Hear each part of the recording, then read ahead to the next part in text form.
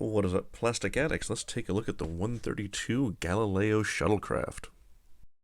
This box is full to the brim of plastic because you've actually got two model kits in here, the interior and the exterior, as well as the figures. I opted to start this build with the interior.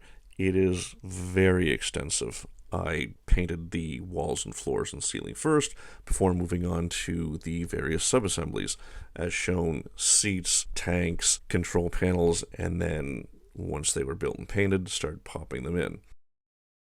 At first glance, the build looks deceptively simple, but there's so many different steps that just building and painting the interior will keep you occupied for several hours.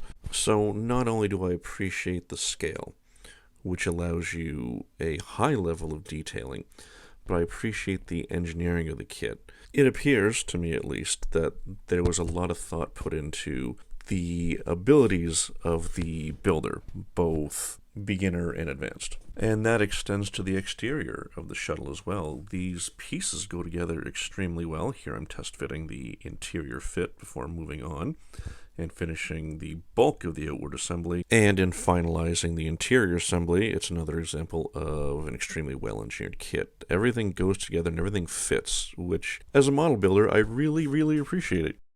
Previously, I had assembled the interior and the bulk of the exterior, and now it's on to the remaining pieces. In this case, the nacelles, the end caps, the step for the passengers, and the wing pylon assemblies. Here I'm adding additional painting detail to the headlight assemblies because I'm not lighting this kit. Installation of the wings/pylons is easy and straightforward. Here's a look at the completed interior with Mr. Spock figure, and we're going to talk more about him later, but this needs to be installed before you can finish the exterior. Up next is the rear bulkhead assembly. Now this comes with multiple pieces, so you can paint and detail, and leave the hatches opened or closed depending on how much detail you want to display.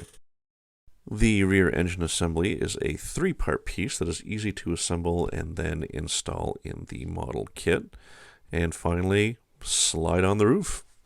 When I speak about the high quality of engineering on the kit, this is what I'm talking about. Look how well thought out this rear landing strut is.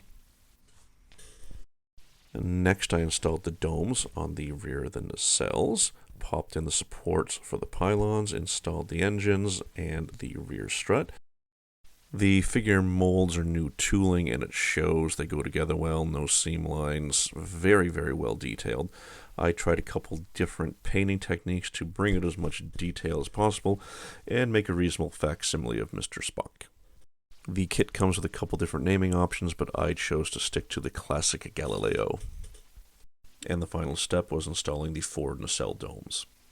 Once you're done, you should end up with a wonderful display piece to add to your collection.